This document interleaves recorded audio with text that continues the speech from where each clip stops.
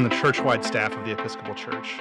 I got to talking with some colleagues about Bishop Curry's way of love, those 7 practices: turn, learn, pray, worship, bless, go, rest, and decided we'd go out and find the church in action, already doing these things in varied ways.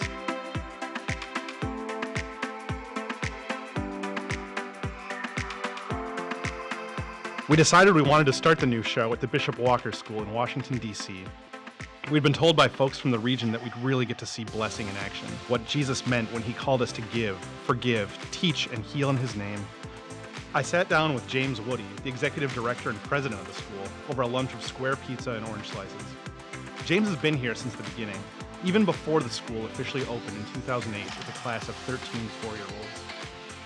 James, thank you so much for having us over at the Bishop Walker School and my pleasure. Letting us in on this fantastic school lunch. I hope I didn't take it from someone. No, there's plenty. Yeah, good. So this school, I think, is one of the most extraordinary ministries that I have seen. Can you kind of tell us, like, how did it start? Where'd you get the idea? Bishop Walker was the first African-American bishop of the Episcopal Diocese of Washington. And Bishop Walker, in addition to being a priest, was also a very dedicated and committed educator. So he understood that education was the great equalizer.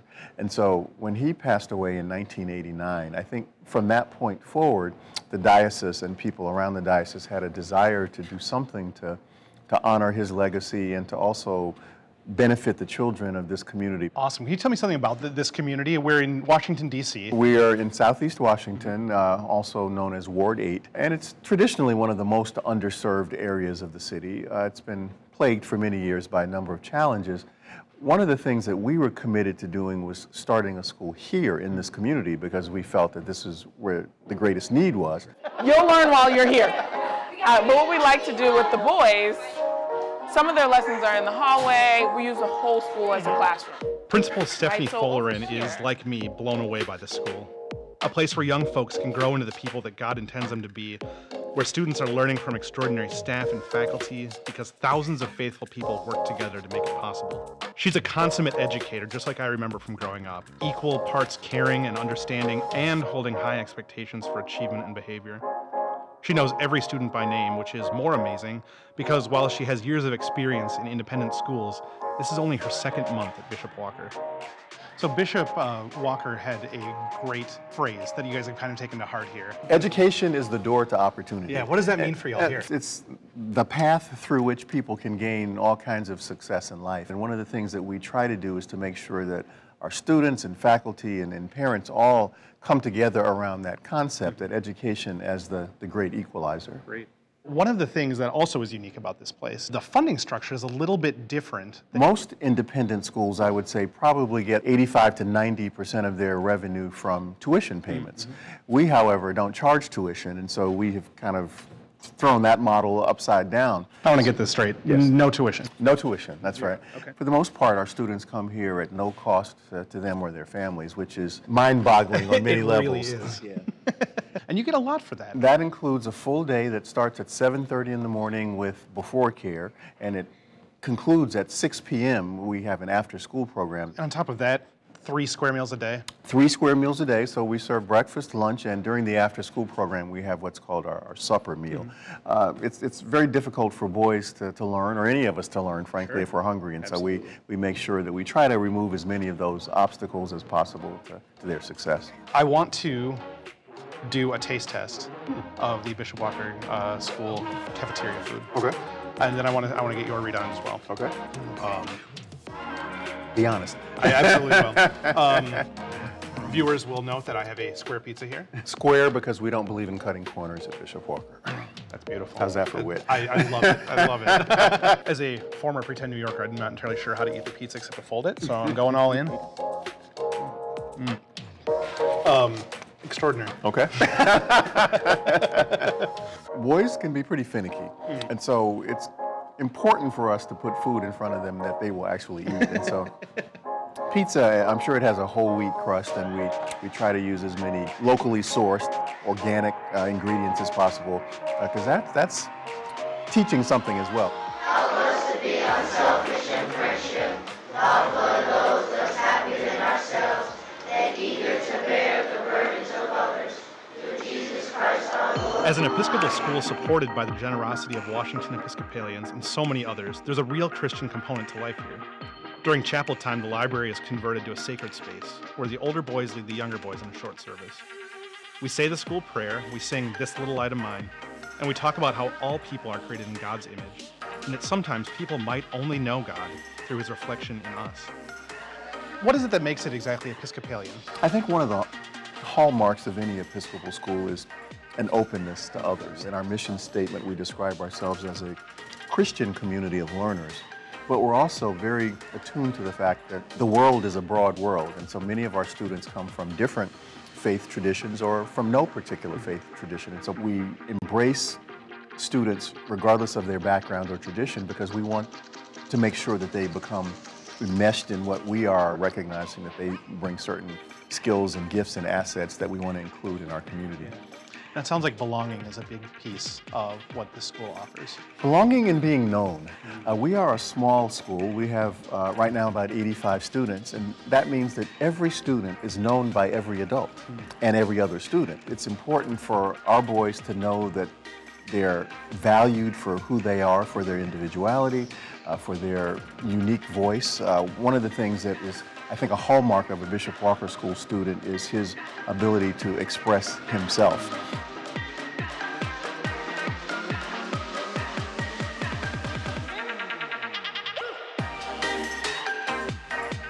We try not to stifle our boys' ideas, but rather to encourage them to develop their voice and to share it freely and confidently. You offer specials.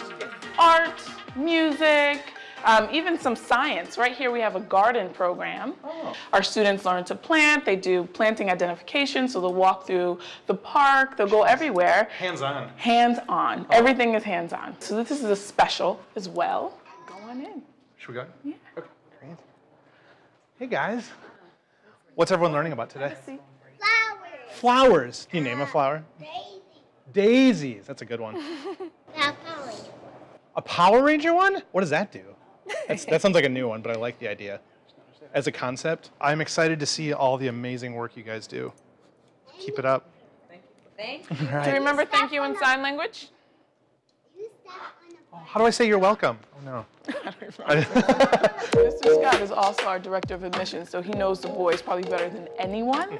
I love his music class because it's always filled with movement.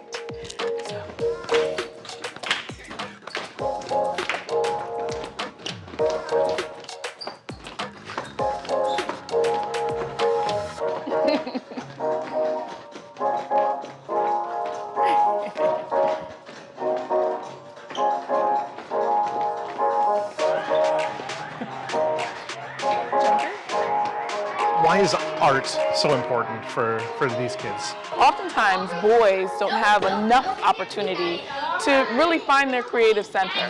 So what we're trying to do in the art program is not only give them activities like this, where they're tapping into what emotions look like, but also physical activities. So they won't just have art in the art classroom. They'll take things outside, they'll make sculptures that will decorate the entire building. Little pieces of their art will be put to the side for a huge art display at the end of the year, right? So they'll walk through their first gallery and it'll be their work. What about art class? Do you like art class?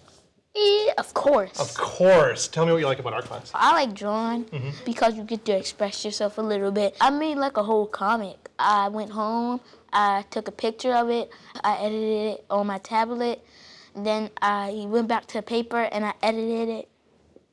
Wait, am I saying that right? I think so. So my grandmother, a lot of people don't know this, was a lunch lady in her later years, and she was extraordinary in so many ways, but it so broadened her horizon to be in a school. And it was also in somewhat of a traditionally underserved area.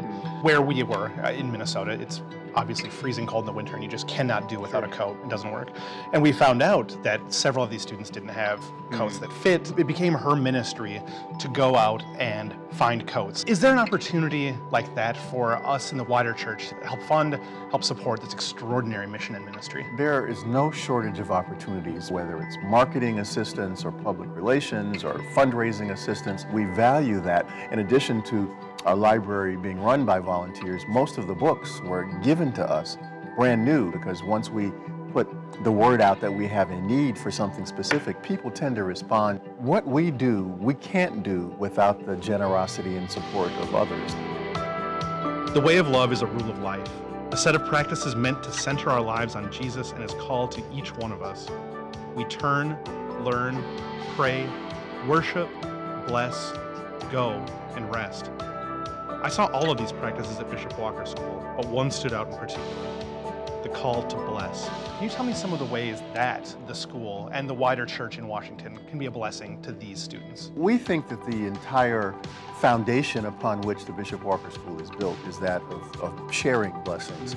One of the things that we want to make sure that they understand is just because there may be some limitations in the community in which they live doesn't mean that their lives can't be full and rich. And so we make sure to try and expose our students to as much of the larger community and wider world as possible. One of the things that we talk a lot about is the idea of serving others, and I guess that's the sharing of the blessing portion of what they do. Regardless of what circumstances or situation our students find themselves in, we think it's critically important that they share that which they have with others, and so we try to model that here. Can you tell me some of the ways you imagine these kids will go to bless their community? Oh my goodness, in so many ways. Just modeling behavior. How do you walk? How do you carry yourself? How do you speak to someone else, right? As they grow and become leaders in the community, we keep trying to tell them, even if you're 5, you can be a leader. What does that look like in your home? What does that look like on the street? That's their blessing. And showing what it looks like and feels like to express yourself fully. What are the 6 pillars? Trustworthiness, caring, responsibility, respect, citizenship, and fairness. Do you have to show those attitudes in school? Everywhere, Everywhere. like if you're on the basketball court or if you're with your friends. That's right. So it's kind of like you practice those pillars, and that way you become a better person over time, right? Yeah. We have such an opportunity here at this school to change generations. So we want to meet them where they are and help them grow and foster learning in their classrooms, and here, foster learning in their homes, just kind of grow the whole community. What a gift. Yeah, absolutely. It's a blessing. Hi, people. Here are my dance moves. Jesus says in Matthew, "Freely you have received, freely give." Every moment at Bishop Walker School was a testament to that call we all have as followers of Jesus. From students to faculty, staff, administration, donors, and more, the good people of this school and diocese have taken stock of their gifts and blessings, and in turn, they bless others. They share the faith we all have in God by giving and serving unselfishly, holding to that joy and wonder at the good world we've been given.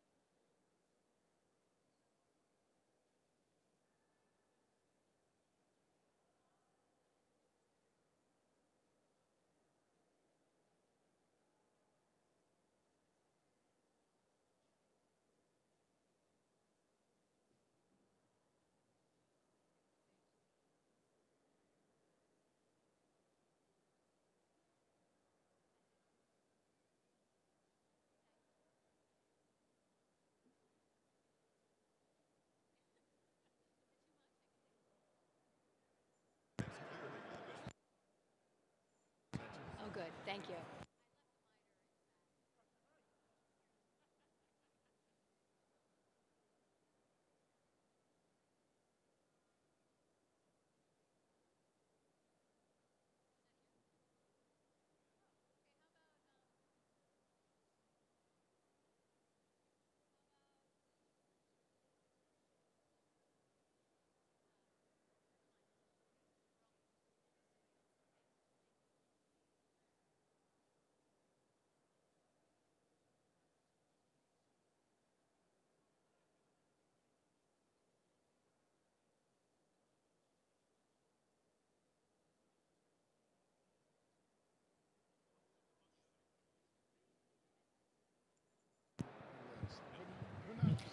Friends, I invite you to begin returning.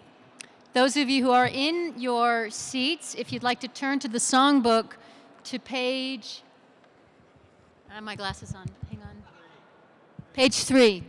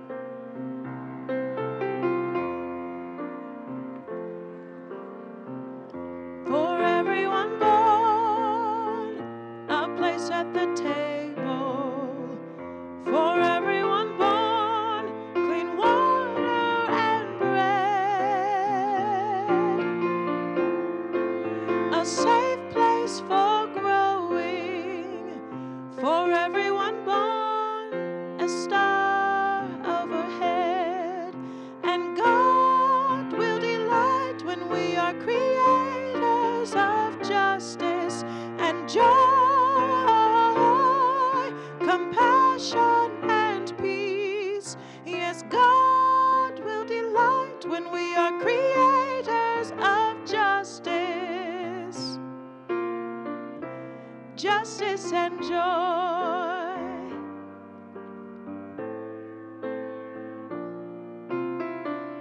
For woman and man, a place at the table, revising the roles, dividing the share, with wisdom and grace, the power for woman and man, a system that's fair. We'll delight when we are creators of justice and joy, compassion and peace. Yes, God will delight when we are creators of justice, justice and joy. Verse 3. For gay and for straight, a place at the table, a covenant shared, a welcoming space, a rainbow of race, a gender and color. For gay and for straight, the chalice of grace. God will delight, we are creators of justice and joy, compassion and peace. Yes, God will delight when we are creators of justice, justice and joy. Real big, the last one, all together. For everyone born, a place at the table, to live without fear and simply to be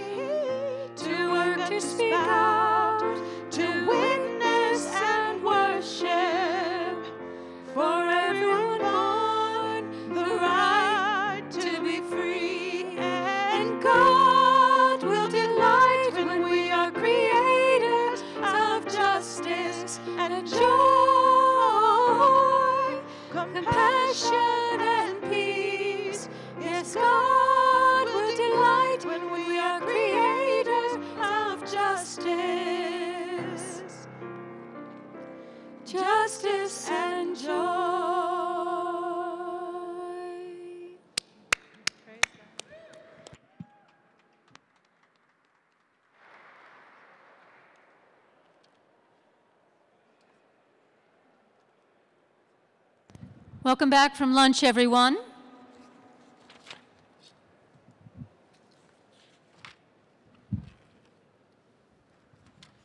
This time I have the pleasure of calling on Ms. Deo Dillard, who is beginning her service as head teller, to present the teller's report on the first ballot.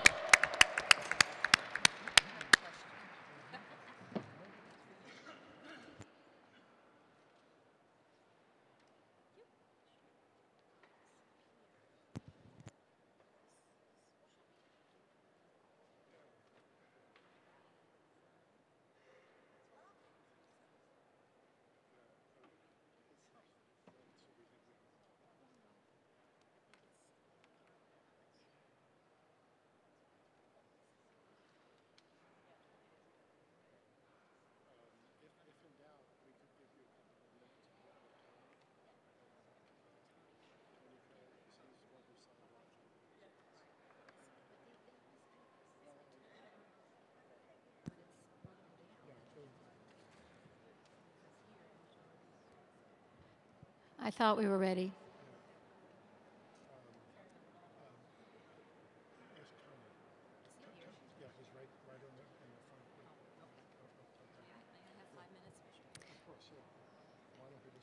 I think we're going to move on to the presentation and the adoption of the budget. There was just we're going to double check some numbers real quick.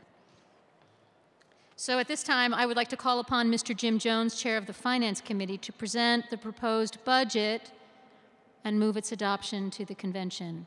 Mr. Jim Jones.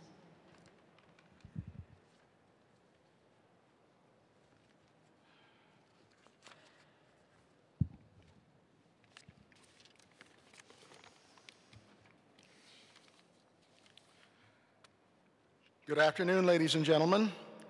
Good afternoon. My name is Jim Jones, and I serve as the chair of the Diocese of Washington's Finance Committee.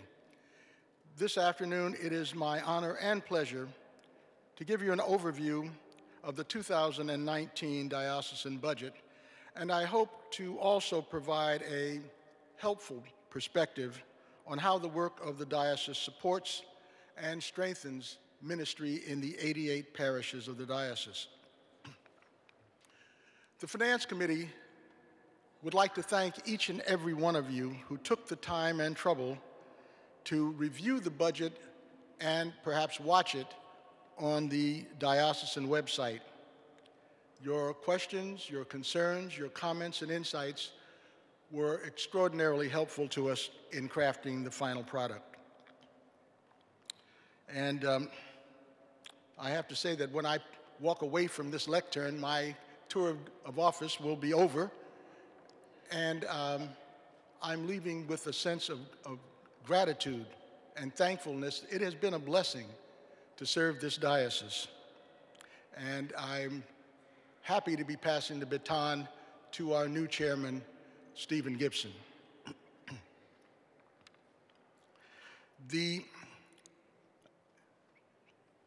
Let me just start by saying that, first and foremost, the Finance Committee wholeheartedly endorses this budget, and we recommend its adoption.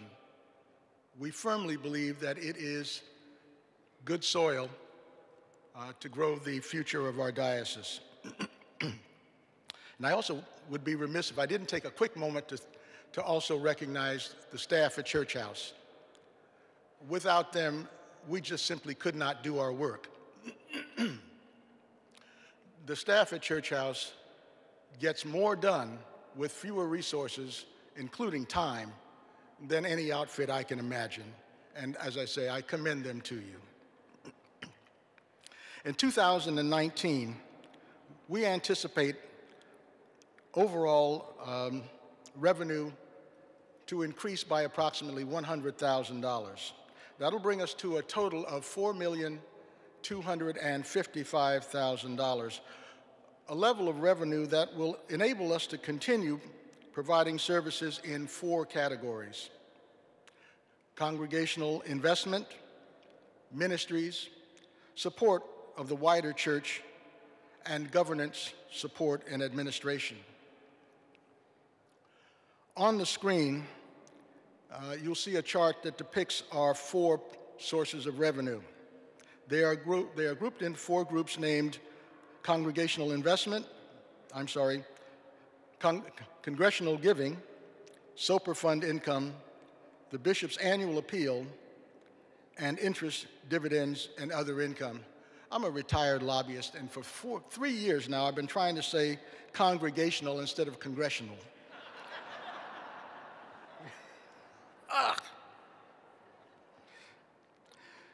Congregational giving is expressed in terms of a percentage of normal operating income of each congregation, and it's a number that's calculated each year as part of every congregation's annual parochial report to the diocese.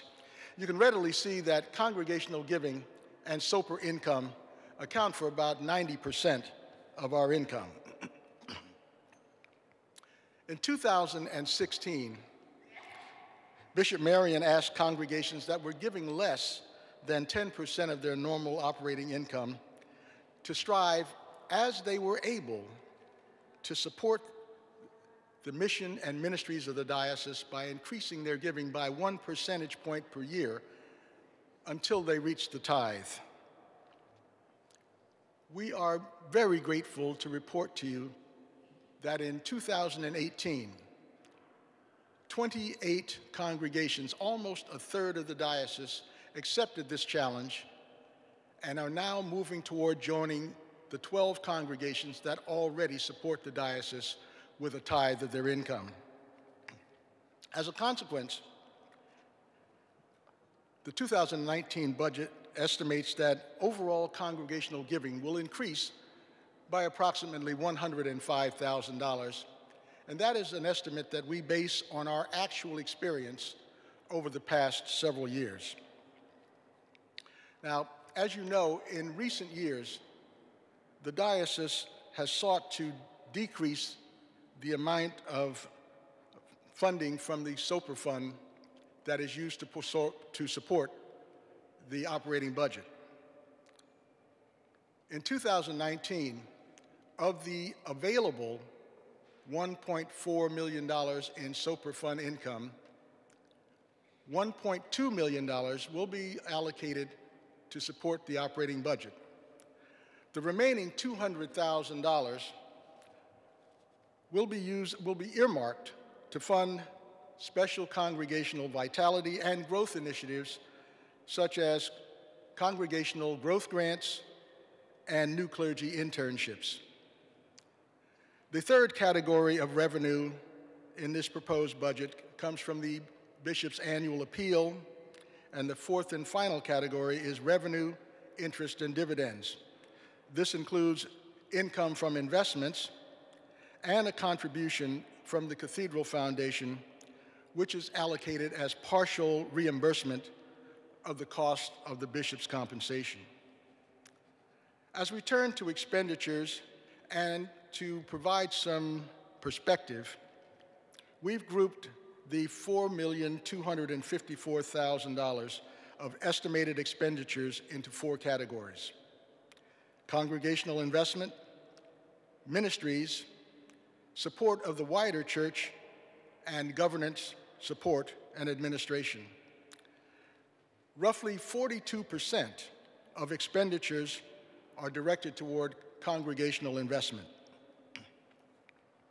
Every member of the diocesan staff works to enhance the vitality of our congregations, including providing support during leadership transitions, offering vestry retreats and leadership coaching, support during times of crisis, support for day-to-day operations, and human resources and administration, and providing other direct services to congregations.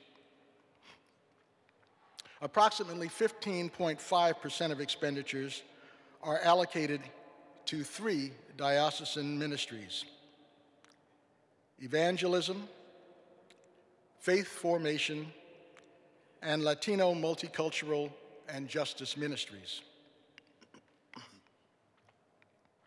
Moving to the wider church, the Diocese of Washington has strongly embraced the leadership of presiding Bishop Michael Curry, and we are proud to report that in 2019, our support for the wider church will reflect the full 15% contribution that is asked of dioceses in the Episcopal Church. Thank you.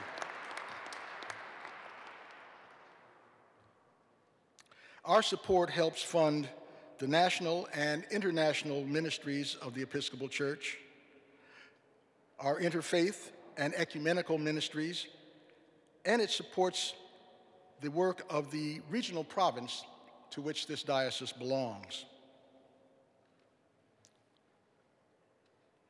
One of the hallmarks of the Episcopal Church, one of the really wonderful and remarkable things about how our church works is our participatory governing structure. The costs of maintaining a database to keep track of the clergy and the lay leaders in 88 congregations, the holding of this convention every year, online pre-convention forum, and the diocesan council meetings are all captured in this in governance, support, and administration, as is the cost of participating in the General Convention of the Episcopal Church. Under support also, our support category also includes operating church house, and that range covers a number of things like utilities, maintenance, and security. And in that regard, I've got some good news to report. As many of you know, since 1960, the cathedral has provided church house to the diocese on a rent-free basis. Last year, the cathedral leadership determined that it would embark on a review of its policies regarding reimbursement of operating costs by the diocese. The outcome of that review is that the cathedral has very, very generously determined that it can absorb an additional $50,000 of church house operating expenses each year, and that decision is now reflected in the 2019 budget. Thank you. Randy, where are you?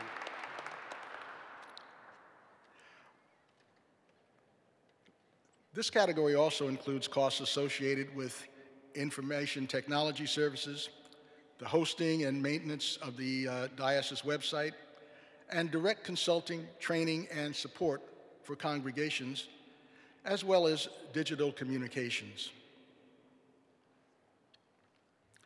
Also captured in this category are the costs of accounting and other financial services, including the cost of an annual audit by an independent certified public accountant.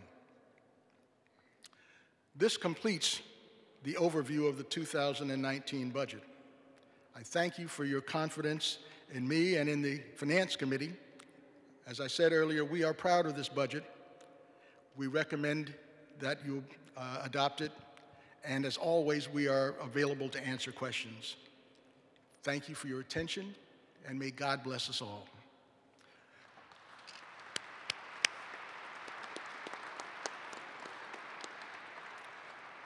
I now move the adoption of the 2019 budget for the Episcopal Diocese of Washington. Thank you. Thank you for the second. No second is required, but the budget is now on the floor for consideration. If you have any questions or comments, make your way to the microphone.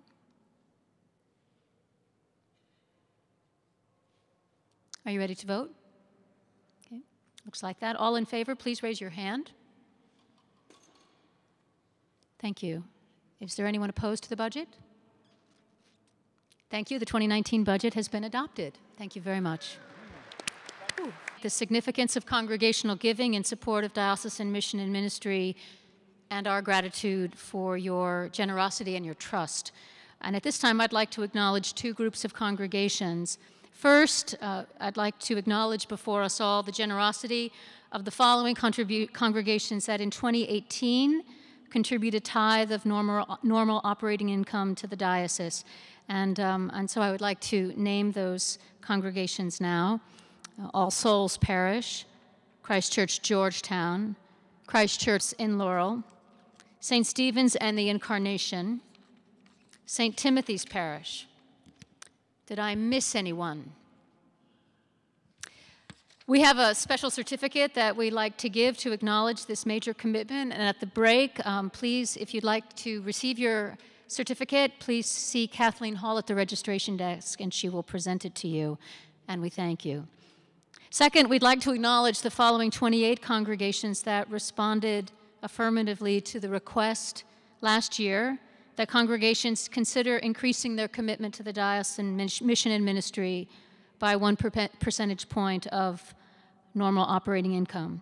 And so I'd like to acknowledge before you the following congregations: Epiphany Parish, DC, Holy Communion, Our Savior Brookland, St. Albans Parish, St. Christopher's, St. Columba's Parish, St. David's Parish, St. Dunstan's, St. George's Parish, Washington, D.C., St. John's Beltsville, St. John's Lafayette Square, St. Luke's Brighton, St. Mark's Parish, Capitol Hill, St. Mark's Fairland, St. Mary Magdalene, Wheaton, St. Michael and All Angels, St. Philip's, Baden, St. Philip's, D.C., St. Thomas Croom, St. Timothy's Parish, Transfiguration, Trinity, St. Mary's City, and Trinity, Upper Marlborough. Are there any congregations that we missed? Will you join in expressing our gratitude to those who have made that commitment? I was a parish rector for 18 years. I have some appreciation. I have a lot of appreciation for how challenging it is to balance a parish budget. I am with you in that work. There is no shame in this diocese if you are unable to make that commitment that we ask. We are here in partners in ministry. But I do want to express our profound appreciation and gratitude for all of you and the ways that you give so sacrificially, not merely to the diocese, but other ministries where God's kingdom is being realized. So thank you. Thank you very much. And now I'd like to invite Randy Hollerith to join me here on the platform, because we'd like to give you an update or a concluding reflection on the fruits of the Cathedral Task Force that was appointed in 2017, you may recall, and charged to consider the role of the cathedral and the life of the diocese, the role of the cathedral in the life of the diocese, in the city of Washington, and in the nation. And the report of the Cathedral Task Force was referred to the Cathedral for consideration as part of the Cathedral strategic planning process last year. The task force completed its report in June of 2018 and presented it to both the Cathedral chapter and the Diocesan Council. Dean Hollerith will speak to the chapter's response in the context of the Cathedral strategic plan. The Diocesan Council and the Standing Committee met over the summer to take up the task force report with the Dean and members of the task force present. It was a spirited conversation with wide-ranging emotion and concluded with resolutions on both our parts to improve and strengthen the relationship between the diocese and the cathedral. I will speak more about that after Dean Hollerith's words. But before he speaks, I'd ask you to join me in thanking the following task force members: the Reverend Harvey Bale, Mr. Paul Brown, the Reverend Ann Dursey, Mr. Rick Elgendi, Canon Michelle Hagans, the Very Reverend Martha Horn, Mr. John Johnson, Mr. Vincent Napoleon, Mr. Jerry Perez, the Reverend Andrew Walter, the Reverend James Wind, and Mr. Tom Wolfe.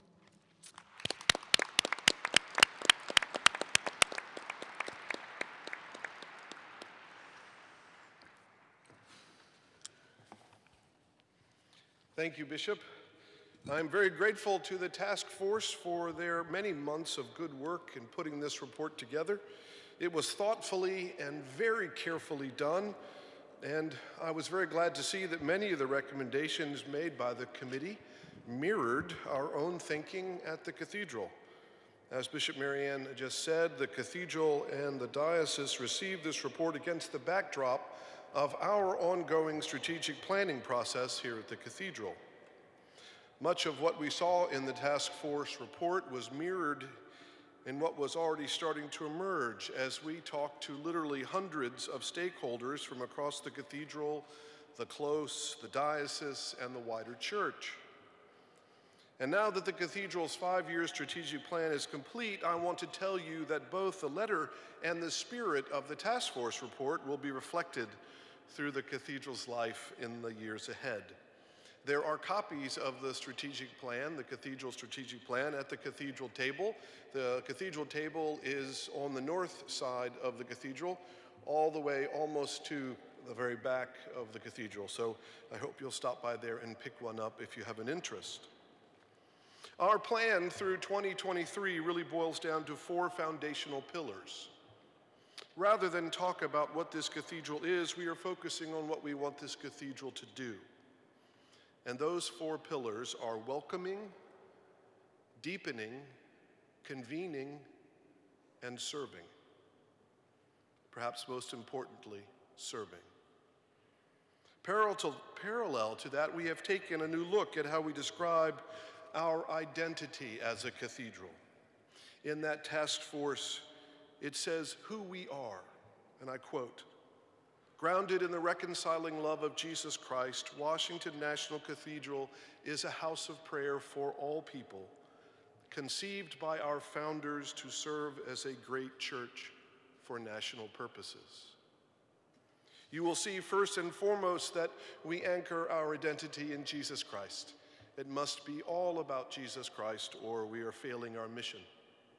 The second part refers to our calling to open our doors as wide as possible to as many people as possible, as often as possible. Second, here's how we describe in the report what we do. Washington National Cathedral holds a unique place at the intersection of sacred and civic life. As the Cathedral of the Episcopal Diocese of Washington, we strive to serve God and our neighbors as agents of reconciliation, a trusted voice of moral leadership, and a sacred space where the country gathers during moments of national significance. You'll notice that our identity as the Cathedral of the Diocese is front and center and most important to us. It is followed closely by our identity in the larger life of the nation, an identity which is deeply embedded in the DNA of this cathedral. And while we are fully cognizant of the inherent tensions brought about by that identity, this is an identity we will not shy away from.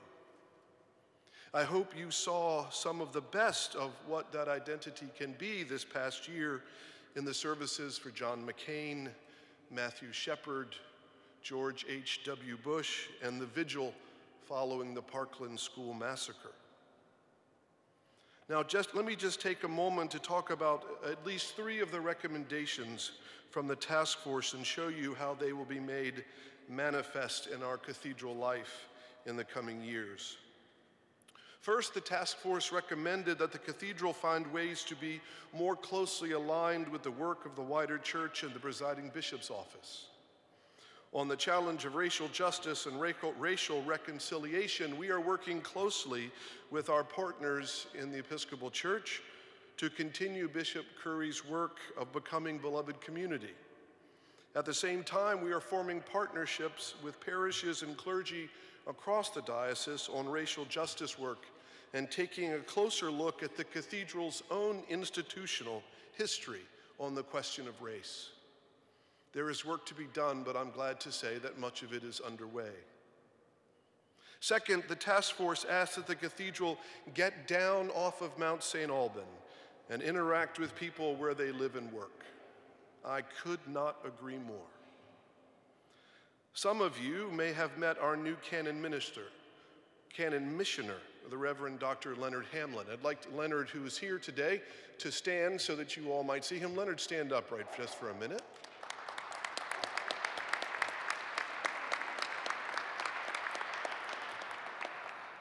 Dr. Hamlin, as our canon missioner, has reimagined and re-energized the cathedral's outreach, Building off the legacy of Bishop Walker when he was canon missioner here at the cathedral, Dr. Hamlin's ministry is focused on building partnerships across the DMV region so that the cathedral can engage on a macro and on a micro level to address many of the social justice issues that plague our region. Working in conjunction with Michelle Dibley, our Director of Programs, we are seeking to be partners to help where we can and to engage honestly and openly with like-minded folks in our city. The Cathedral Sanctuary Committee, our gun violence prevention group, the Social Justice Task Force, to name a few, have been working on important issues with others around the diocese and the city. Over Thanksgiving, the cathedral partnered with other organizations and congregations to provide some 1,500 families with Thanksgiving dinner baskets, up from just 500 a couple of years ago. Last week, we worked with 4 other churches in the DMV area to distribute $8,000 worth of groceries to families hurt by the government shutdown. We can't do this work alone, and we don't want to, but by reaching out across this city and across the diocese, we are excited to form partnerships with parishes and communities to be the hands and feet of Christ in the world. And finally, the task force pushed us to fully live into the cathedral's practice of welcome as an act of Christian discipleship. Specifically, they asked that we explore ways to allow members of the diocese to visit the cathedral without paying admission. Here's where I need to be upfront with you. It costs $20,000 a day to run this cathedral.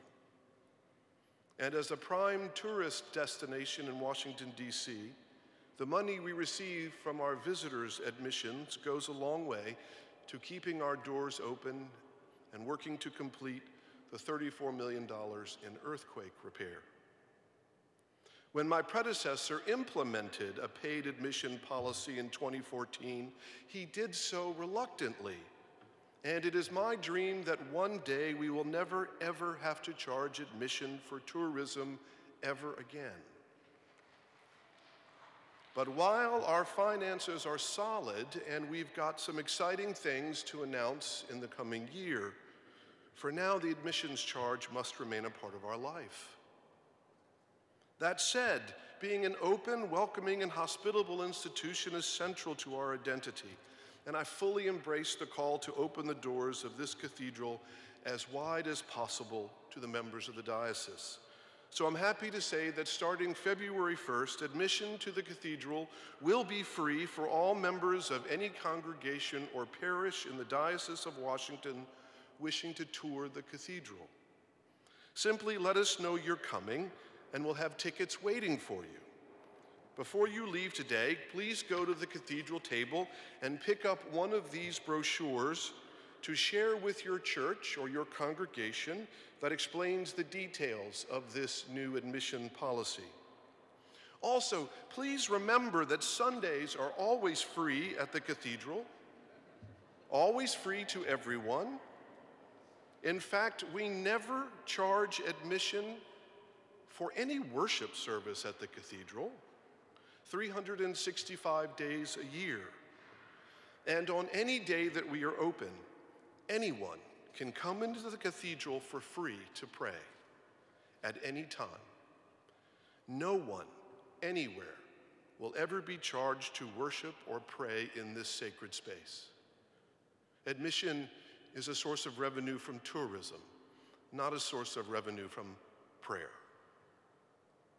In closing, I'm so grateful to the work of the task force, and we take seriously the feedback and recommendations within the report.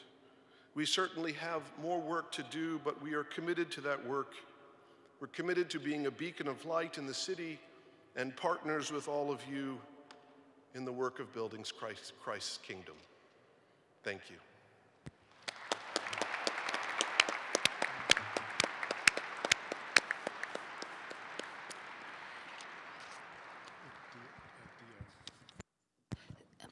Thank you, Dean Hollerith. And I would like to add a few remarks. First of all, a word of profound gratitude to Randy for his leadership. and the collaborative spirit among all the cathedral clergy and lay staff. It is an extraordinarily generous and loving embrace that the cathedral's leadership offers us as a diocese, and it is a privilege to work alongside them. And I want to underscore some of the work that Randy highlighted. We are in particular working hard to speak with one voice and to work in common cause on the issues that interface the society at large.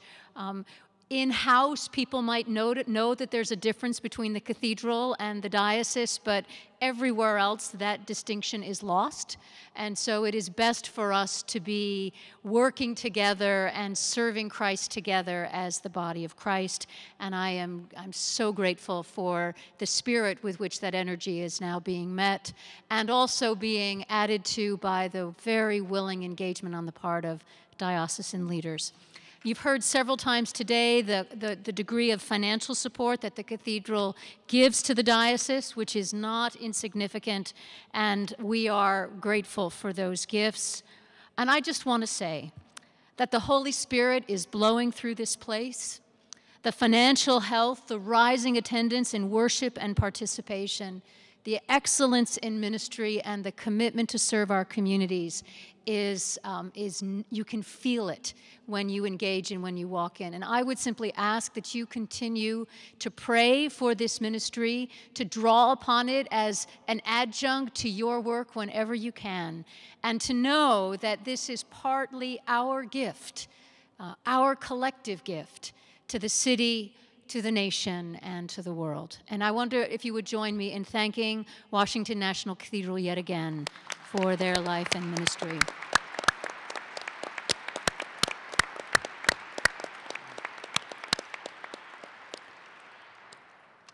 Okay, we are now ready to go back to the results of the election. And thank you for your patience on that. Good afternoon, everybody. I just wanted to make sure I knew what I was talking about when I got up here. One ballot again this year. We will not need a second ballot. Clerical members of standing committee, 2 to be elected for 2-year terms. Clergy votes cast, 253. Lay votes cast, 266. Needed to win, 64 clergy, 67 lay. The Reverend Kate Heichler, clergy votes 71, lay votes 65, total 136. The Reverend Glenna Huber, 105, clergy votes 120, lay votes, total 225. The Reverend Sheila McJilton, 77 clergy votes, 81 lay votes, total 158 votes. The Reverend Huber and the Reverend McJilton are elected. Lay members of standing committee. 2 members to be elected for 2-year terms and 1 member to be elected to fill a vacancy through next year. Clergy votes cast 324, lay votes cast 360. Needed to win, 55 clergy, 61 lay votes. Erica Gilmore, 115 clergy votes, 123 lay votes, total 238. Kay Pearson, total clergy 111, total lay votes 122, total 233. Lee Puricelli, total clergy 98, total lay 115, total votes 213. Ms. Gilmore and Ms. Pearson are elected to fill the 2-year terms, and Mr. Puricelli is elected to fill the vacancy through next year. And this ends the report. Thank you. Thank you very much. Thank you for all those standing for election and for those who were elected. I'd like to call now on Mr. Tony Coe, Chair of the Committee on the Constitutions and Canons and Vice Chancellor of the Diocese, for the report of that committee found on page 33 of your convention booklet. Tony.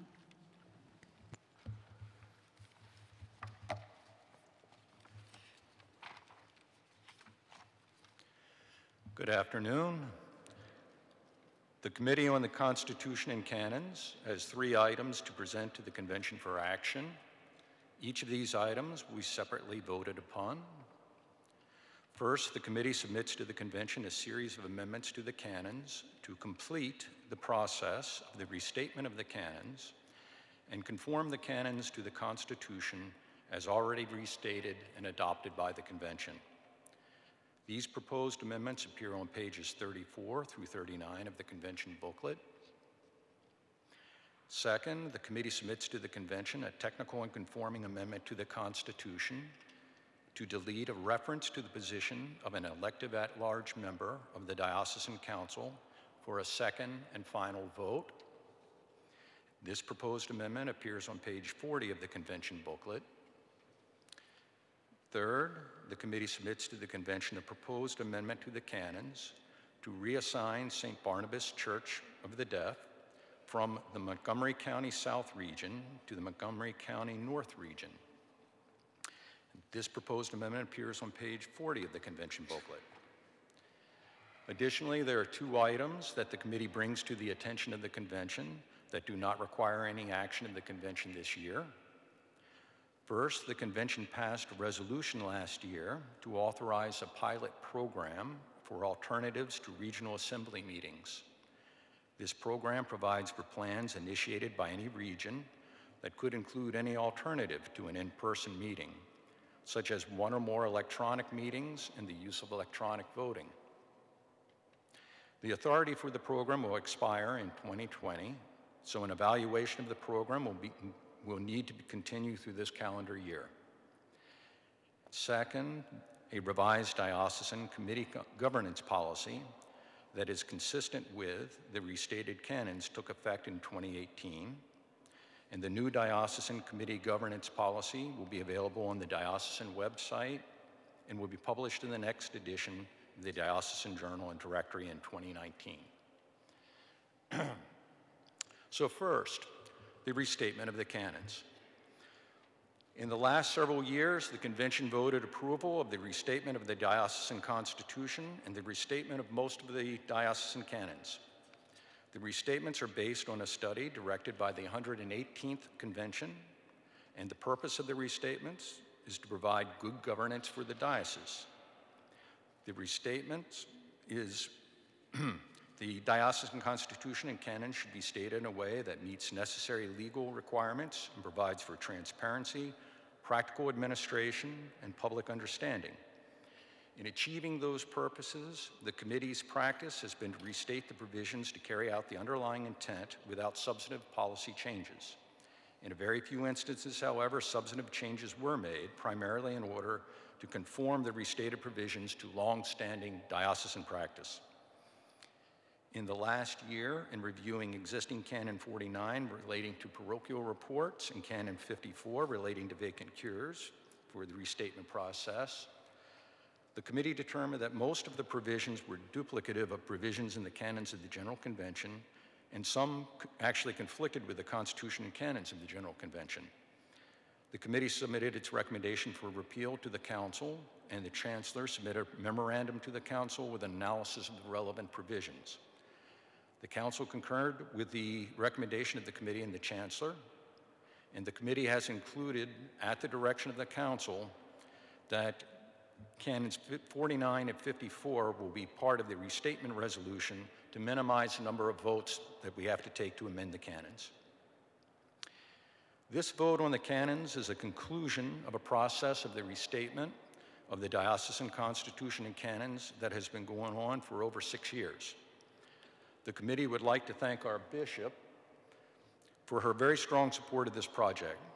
The project would not have been possible without her interest, involvement, and support.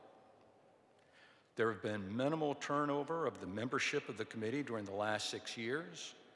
Half the committee is composed of lay attorneys, and half are clerical members, some of whom are also attorneys. They are an extraordinarily talented and experienced group of dedicated professionals, and they have given very generously of their time and their energies and their talents.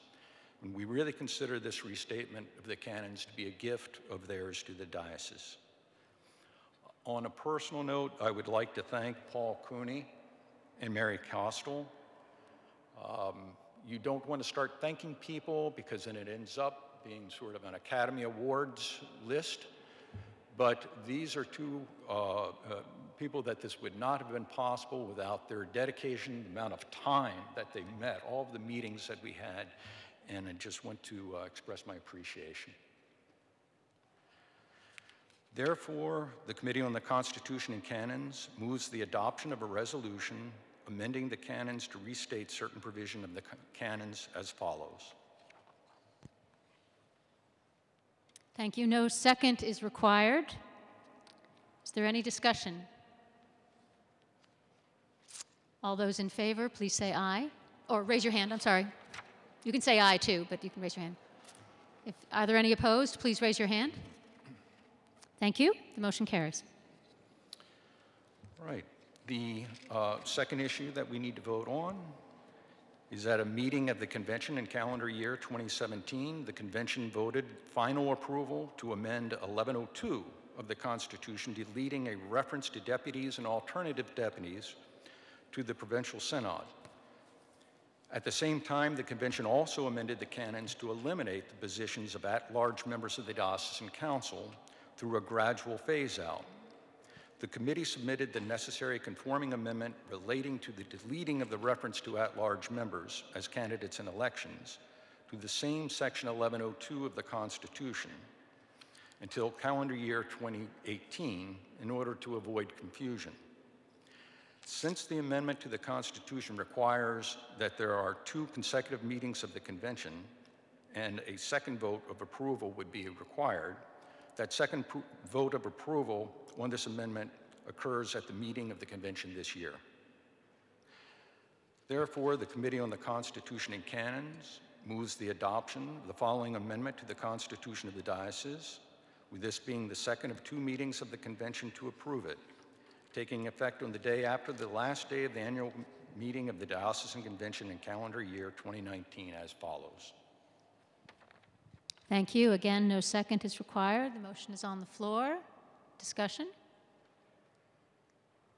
All those in favor, please raise your hands. Thank you. Opposed, no. The motion carries. Thank you so much. And our final item to vote on relates to St. Barnabas Church of the Deaf, which is a mission congregation of the Diocese of Washington and does not have its own church building. Until recently, St. Barnabas Church of the Deaf met at Norwood Parish in the Montgomery County South region of the diocese. Over the last year, St. Barnabas relocated its services to Ascension Parish, Gaithersburg in the Montgomery County North region. The Diocesan Council requested the committee to prepare a proposed amendment to the canons reflecting the change. Therefore, the Committee on the Constitution and Canons moves the adoption of amendment to the canons, taking effect on the day after the last day of the annual meeting of the Diocesan Convention in calendar year 2019 as follows. Thank you again. No second required. Is there any discussion? All those in favor, please raise your hand. All those opposed, no. Third motion carries. Thank you so much. Welcome to your new home, St. Barnabas.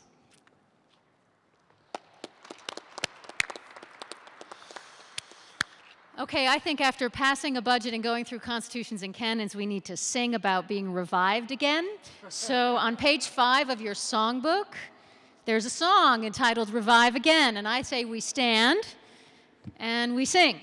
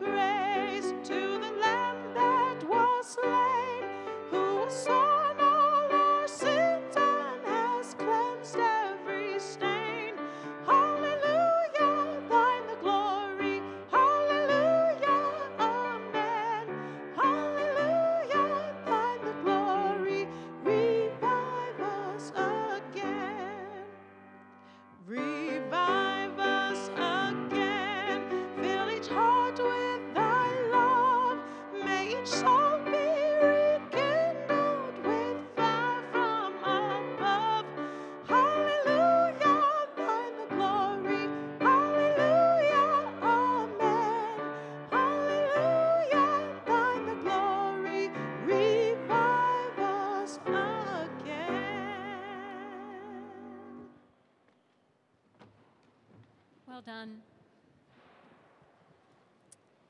Coming down the stretch, friends. I call now on the Secretary for consideration of resolutions to be considered by the convention now. Thank you. Thank you, Bishop Marianne. The Resolutions Committee has reported 2 resolutions that were filed before the 60-day deadline prescribed by the Convention's Rules of Order. We will now consider Resolution 1 entitled On Creation Care, which will be introduced by the primary sponsor, the Reverend Betsy Haig.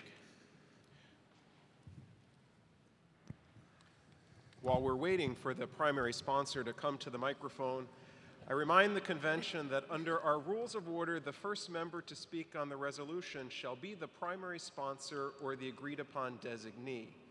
No one may speak more than twice in the same debate or longer than 3 minutes at any one time, except that the primary sponsor or designee may speak for up to 5 minutes the first time and 3 minutes the second time. If you wish to speak a second time, please wait until others at the mics have had their turn. I also call to your attention that any amendment to a resolution must be reduced to writing and turned in to the Secretary. There is an amendment form behind on a page following the text of each of the resolutions included in your convention booklet. Please write any amendment and turn it in so it can be typed and displayed on the screen for everyone to see.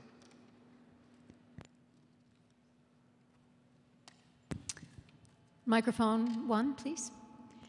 Hi, I am the Reverend Betsy Haig from St. Stephen and the Incarnation and a member of the Southern African Partnership Committee. I speak in favor of the Creation Care Resolution, Resolution number 1 in your convention booklet. Its purpose is simple: to increase attention within the diocese to our biblical mandate to care for God's creation. It encourages people and parishes to live out that biblical call. First, to remember God's creation in prayer and worship. Second, to consider adopting a season of creation in our worship calendars. Third, to serve as a moral example of loving God's creation. The resolution is not a mandate, and these 3 points are only examples of possible ways to live out the call to love God's creation. We also offer this resolution to fulfill last year's Episcopal Church's General Convention and the call to care for God's good earth. We ask for your yes vote on Resolution 1. Thank you very much. Thank you, Reverend Haig. Is there anyone else who would like to speak to the first resolution on creation care?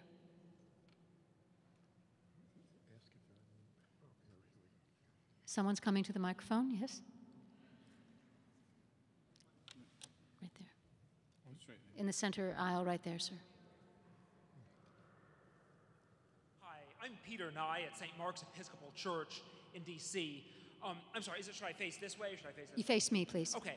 I'd like to call your attention to line 9 where it says preserve. Preserve, to me, makes me think preservationism, which in an environmentalist context has no meanings in common with conservationism. And from the way you're describing it and from the explanation, it seems as if you mean both preservationism and conservationism, whereas that's not what the text of this resolution reflects. So I'm introducing an amendment to replace preserve with protect, conserve, and preserve to be inclusive of both preservation and conservationism. So that's what the amendment is, and I submitted it so you're going to see it typed on the screen.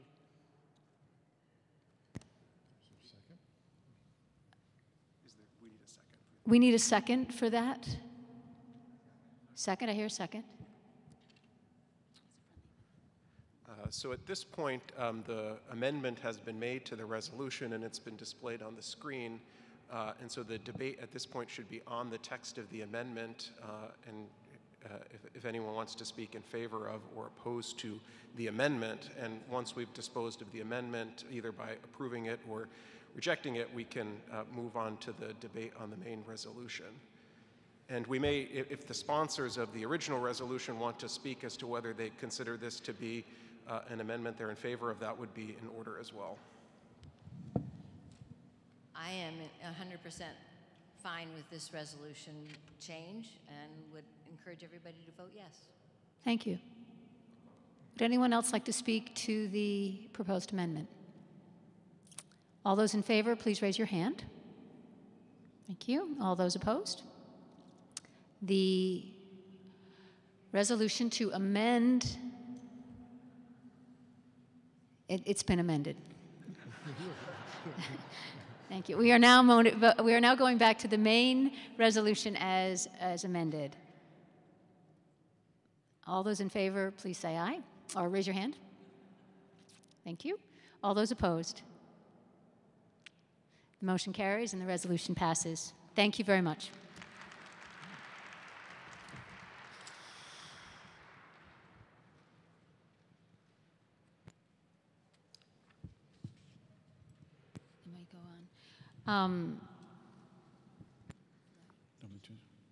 Okay.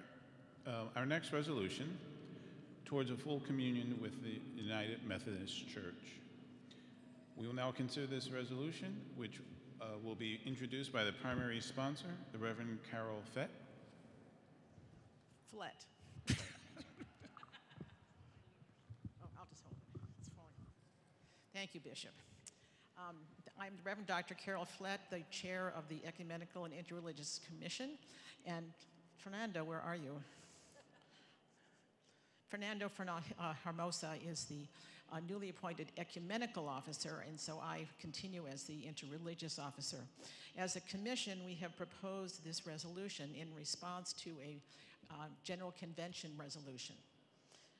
Resolved that the 124th Annual Convention of the Episcopal Diocese of Washington affirms the aspiration of unity within the body of Christ through prayer and support for continued dialogue between and among the Episcopal Church and its ecumenical partners.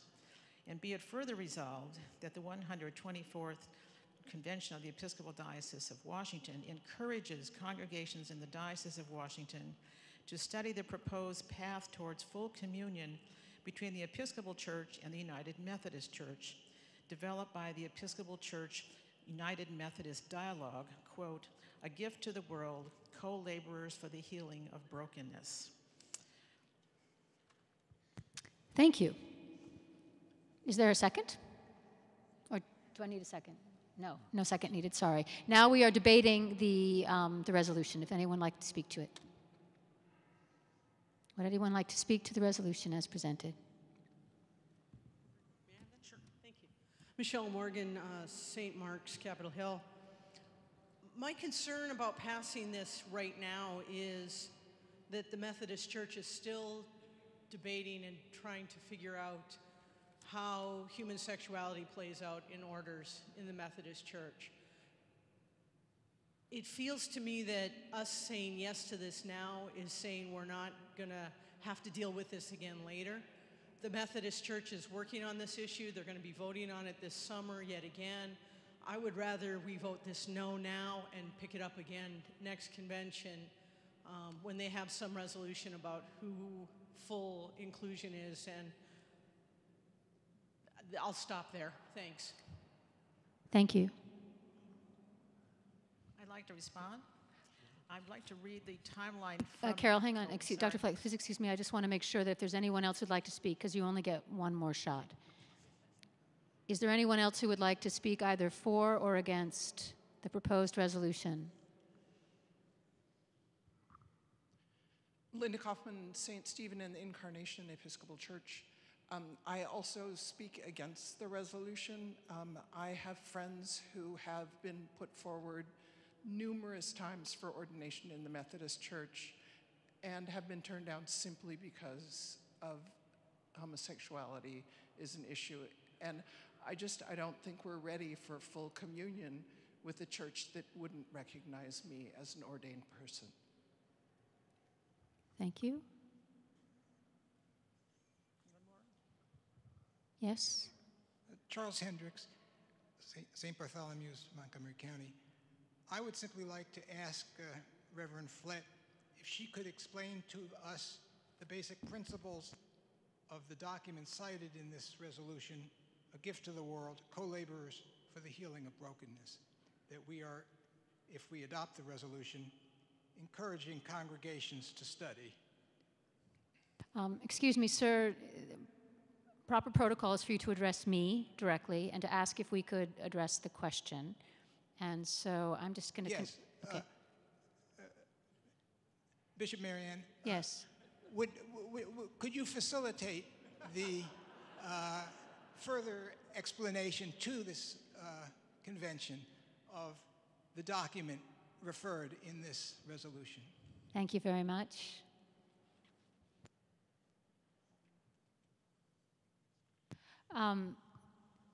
I can, and I will ask Dr. Flett to do that, but I think I'd like to ask the next speaker to speak first.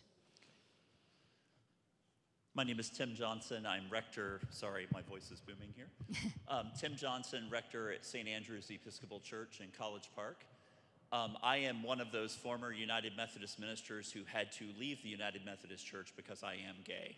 And so this resolution hits home for me in a way that it may not for other people. I'm speaking in favor of the resolution, and I speak in favor of it because we as Christian people, as Episcopalians and Christians in general, have never been uniformly in agreement about anything. And I would hate to see a point of disagreement prevent us from continuing a conversation that is much needed both on the United Methodist side as well as the Episcopal Church side. This resolution is not saying that we're going to enter into full communion. It just means that our congregations are going to continue studying it and being in conversation about it. The Methodist Church will make their decision however they choose to make it under the guidance of the Spirit. But I think we should not allow a difference of opinion about sexuality as someone who can speak to that personally, who's been a victim of their position on sexuality. We should not allow that difference to keep us out of conversation, because if that were the case, we as a diocese wouldn't exist, because I guarantee you in this diocese, none of us are in full agreement on anything. Thank you. I don't know what you're talking about.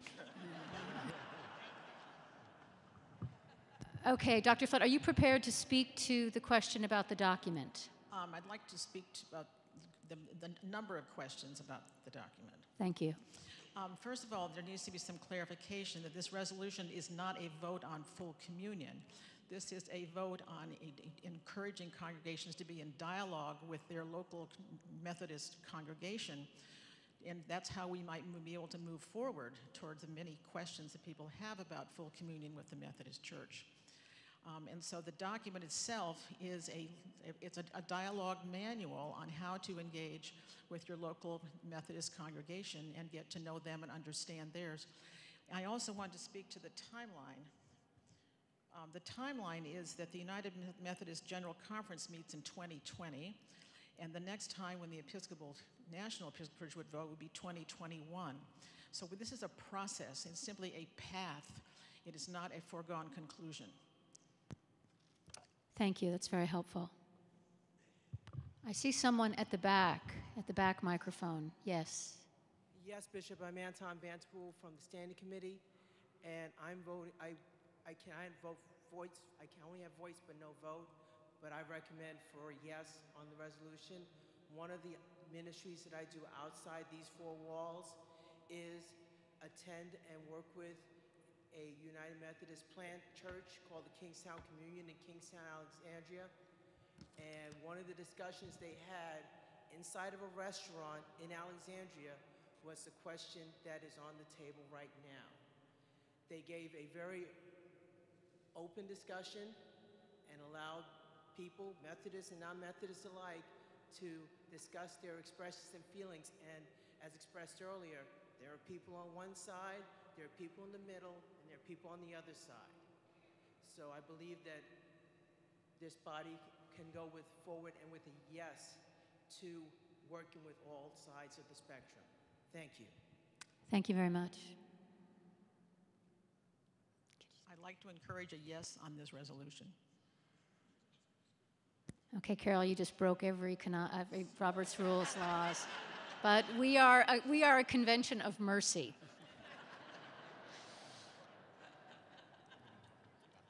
Are you ready to vote on this resolution? Calling the question. Thank you. All those in favor of Resolution 2 toward full communion with the United Methodist Church, please raise your hand.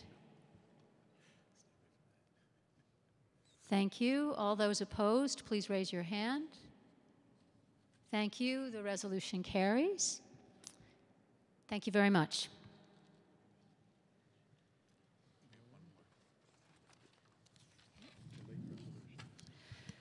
So now I call on the Secretary for consideration of the resolution we accepted earlier today for consideration by the Convention. Thank you, Bishop Marianne. We'll now consider the resolution on responsible governance and politics introduced by Reverend Sheila McJilton. And I believe copies of the resolution are now being passed out, so just a moment, please, and we'll get them to you.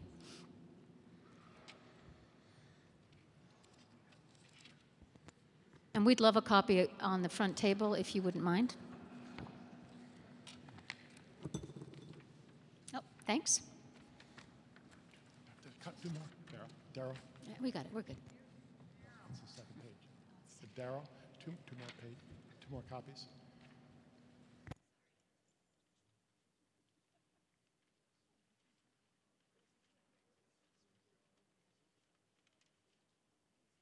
All right. I'd like to call upon the person who proposed the primary sponsor of the resolution to address the microphone, please, or to address the convention at the microphone. I'll address the microphone. The Reverend Sheila McJilton, St. Philip's and Laurel. I am not the primary presenter. I am presenting this on behalf of my colleagues who are all listed below, and it has to do with this current just passed, we hope, furlough.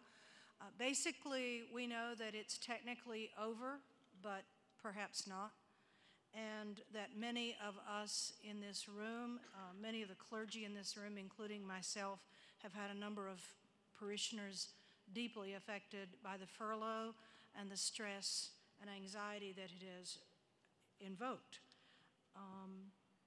So we are exhorting Congress and the current administration to pay the furloughed federal employees as soon as they can, to pass legislation that funds the government for at least 6 months, and to publicly resolve to never again shut down the federal government for non-related political purposes, and directs the Secretary to forward this to the various parties who are listed.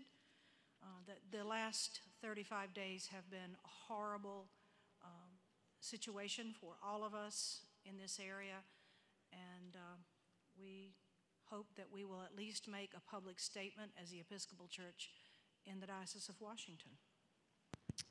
Thank you. Would anyone like to speak either in support or against this resolution? The back microphone. Thank you, Bishop. My name is Nathan Brown at St. Paul's K Street. Could you get a little bit closer to the microphone, Sure. please? My Thank name you. is Nathan Brown at St. Paul's K Street. I'd like to move an amendment to line 24 after federal employees to add and government contractors. Many government contractors were not paid, and I think we need to make it clear that the interests of justice apply just as much to them as federal employees. That sounds like a friendly amendment. Would you concur? Okay. So do we need to approve it? We still need to approve it. All those in favor of the proposed amendment? Oh, I guess we do need it on, sorry, we need it on the screen?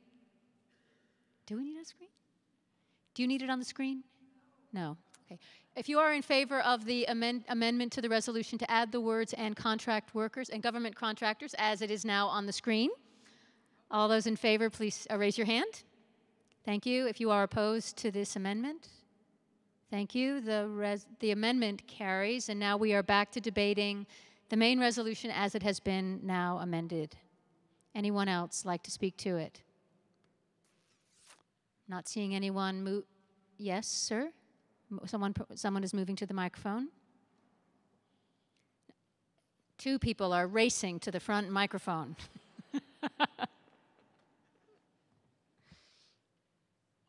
I'm not going to speak in favor. I'm sorry, sir, you have to address me and say who you are. Hi, again, I'm Peter Nye at St. Mark's Episcopal Church, D.C. Instead of speaking in favor of or against this resolution, I'm going to ask you to consider whether shutting down the government is ever, under any circumstances, a legitimate option to have, and if so, whether it's good for our elected leaders to have certain options on the table, not because they're necessarily Excuse me, good Peter, your options are either to speak in favor or against the resolution as it is now. Those are your only options. Okay, so I'm gonna say I'm speaking against it for that reason, just because I want you to see if that's I want you to consider that option. Thank you very much. Front microphone. James Mills, St. Luke's Bethesda Bishop. A little bit closer to the microphone, please. I'm looking for some clarification. I don't understand line 26. Never again shut down the federal government for non-related political purposes. I don't understand what non-related political purposes refers to, and I would ask the proposers to clarify that. Thank you. I see the Reverend Dr. McChilton coming to the microphone.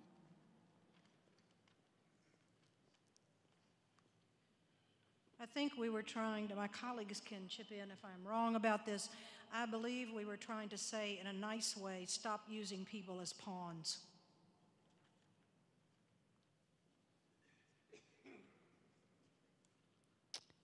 Is that clear? Okay, thank you. Are you approaching the microphone, sir? Thank you. I'm Dan Zimmerman, St. James Parish, Potomac.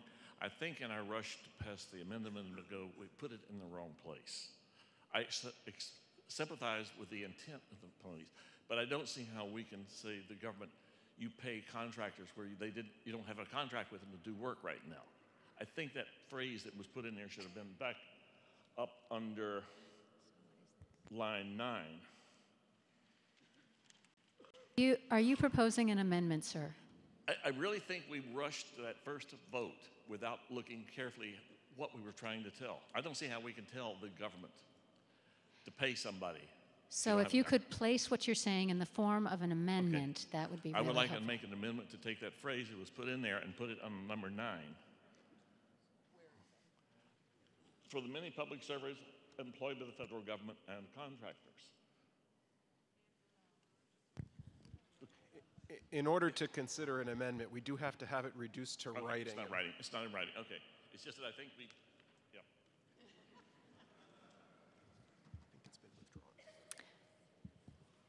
I'm guessing it's been withdrawn. Okay. Oh, sir in the back. Good afternoon, Bishop Marianne. Matthew Taylor, St. John's Church, Lafayette Square. I propose an amendment to strike for non-related political purposes entirely from line 26 and 27. Is there a second? It'd be great if we could have it in writing so that we could get it up on the screen.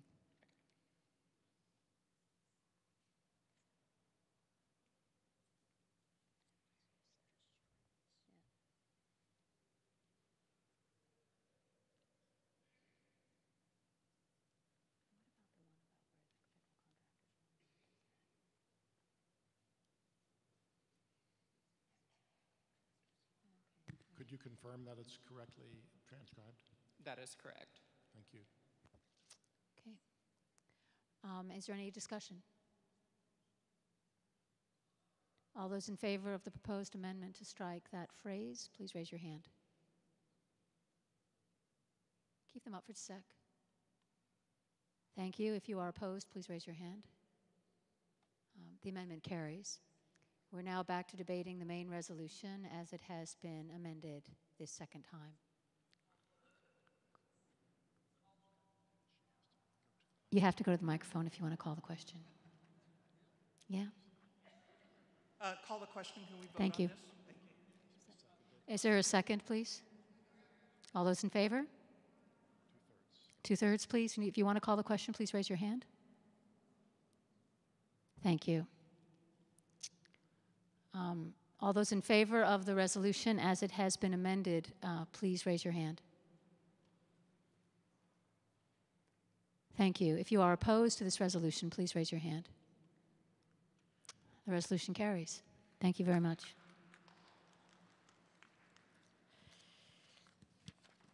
I don't mean to be rude about the process, friends. It's just we have to do this for the sake of good order. Okay. We have to say goodbye to one more person in our diocese today. She's not leaving today, but this is her last convention, diocesan convention in the Diocese of Washington, because next year she's going to be convening the diocesan convention of the Diocese of Colorado. And so I would like to welcome the Reverend Kim Lucas, rector of St. Margaret's Episcopal Church, to come forward.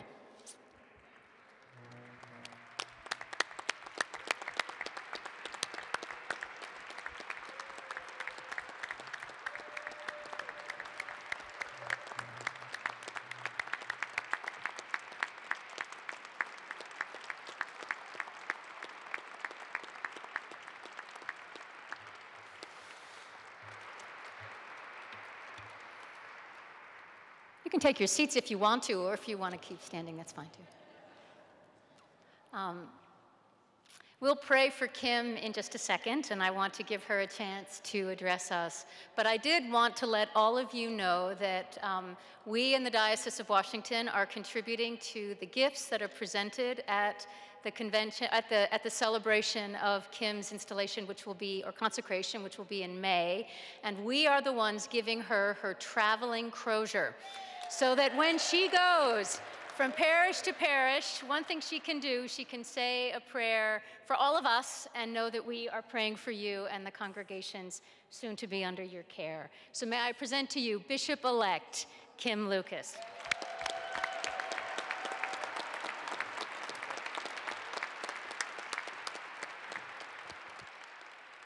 Thank you. Thank all of you for your love. I feel it, and it means a lot to me. I was raised up in the Diocese of North Carolina, but the Episcopal Diocese of Washington is the diocese that has formed me. I am here on my second tour of duty. My first was back in the 90s when a little curate who knew everything went to St. Luke's Trinity Parish in Bethesda, and they still managed to teach me a whole lot about what it means to lead and minister with the people of God. They loved me into being a priest in an amazing way. St. Margaret's Church also has formed me. I thought I knew what inclusion was all about until I came to be the leader of St. Margaret's, and that congregation has formed me as well. And last but not least, I have been formed by the priestly colleagues of this diocese. The priests here are an amazingly collegial bunch. You support me, you invite me to support you. We love and pray for one another, and we remind one another what this work is about, that it's not about us, that it's about the one we follow. And so I have told people time and time again that if you're looking for a place to land as a cleric, you need to go to the Diocese of Washington. I'm going to be switching that to the Diocese of Colorado. But I want everybody in this place to know that having been formed in the soil of this diocese, I take so much of you with me. And I am so grateful for the crozier. It's going to be really cool. And it will be such a reminder of the ways that you have ministered to me in my 10+ years serving in this diocese. So thank you, Bishop Marianne. Thank you, people of the Diocese of Washington. Again, we're getting good at this now, hands in blessing. We're also praying for Kim's family, her husband Mark, and their children in this time of transition. Let us pray. Gracious and loving God, we hold before you, your beloved child Kim. We give thanks to you for her and all that she has meant to us and has brought to us in love and passion. Pray now in this time of transition for her family, and for the diocese that is now preparing for her to come and be their spiritual leader, that you would give her and them clarity and calm and patience and that gift of joy. that wherever they encounter one another and wherever you ask them to go in your name, that they may be inspired and moved to go confidently. And in those days, Lord, when Kim remembers the flesh pots of the Diocese of Washington, may she always know that we are here praying for her, cheering her on, always just a phone call or an email away to offer our love and support and encouragement as we watch with anticipation the unfolding of her ministry in the vineyard to which you call her. In Christ we pray. Amen. Amen. Amen. Thank you, dear.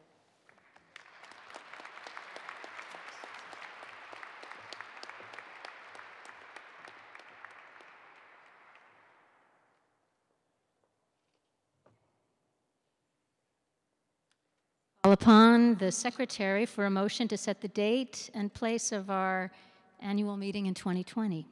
Keith? I move that the 125th annual meeting of the Convention of the Diocese of Washington be held at the Washington National Cathedral on Saturday, January 25th, 2020. Thanks. Is there a second? All those in favor, please raise your hand. Anyone? Thank you. Anyone opposed?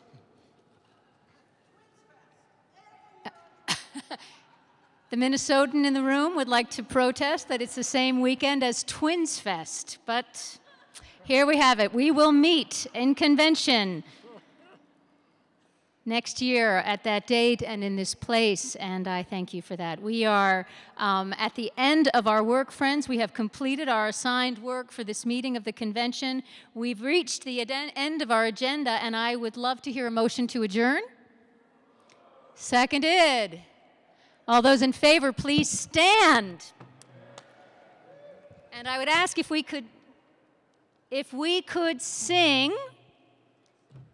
On page 4, it says, I have decided to follow Jesus. Let's make that plural. We have decided to follow Jesus. And as we are singing, I would like to invite Yomel Gonzalez Hernandez to come forward for our final dismissal after we sing.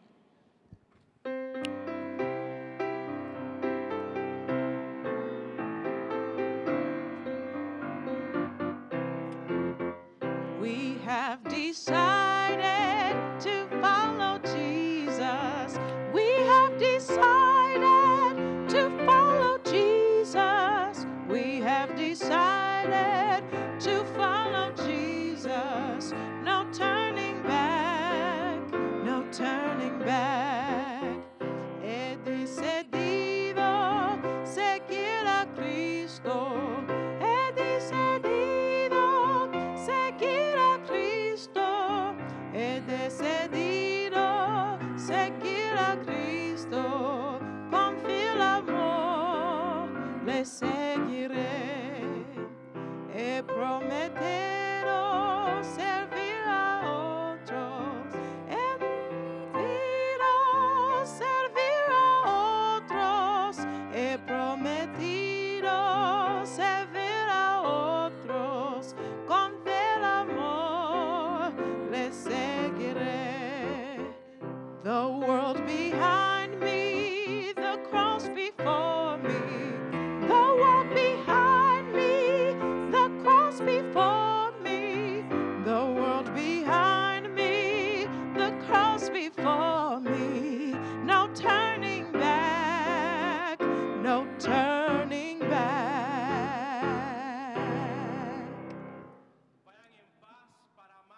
Servir al Señor. Go in peace to love and serve the Lord. Thanks be to God. Standing committee, meet out here by the screen here for just a few minutes.